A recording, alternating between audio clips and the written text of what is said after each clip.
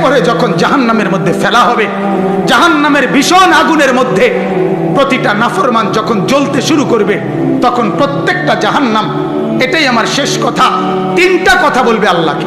কয়টা কথা?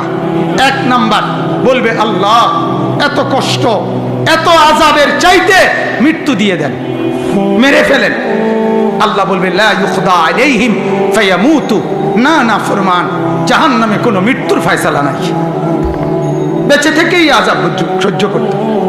দুই নাম্বার, প্রতিটা নাফরমান বলবে, আল্লাহ তাইলে দ্বিতীয় প্রস্তাব মহলা আপনার কাছে, জাহান্নামের আযাব একটু হালকা করে দেন, একটু 1 ঘন্টা বাদ দিতে কোন, মাসে একদিন কদ্দুর ছাড় দেন, সপ্তাহে একটা দিন ছাড় দেন, 24 ঘন্টার মধ্যে 10টা মিনিট একটু বিশ্রাম করতে দেন মাওলা, একটু ছাড় দেন না কমপক্ষে।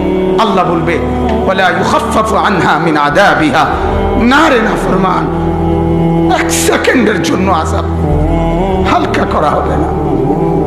না বন্ধু, দুনিয়াতে কেউ আগুন জ্বললে প্রথম যদি এদিক দিয়ে আগুন লাগে, ওই পর্যন্ত আইসা জ্বলতে জ্বলতে হইতে পারে সে মরে গেছে, মানে রুহু চলে গেছে।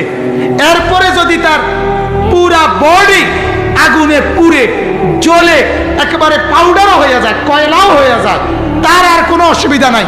প্রথমে কদ্দুরের বেলায় শুধু লাফাইছিল, যখন মরে গেছে এবার জ্বলে ছাই হইছে, কোনো টের পাইছে না। কিন্তু আল্লাহ বলে, আল্লাতি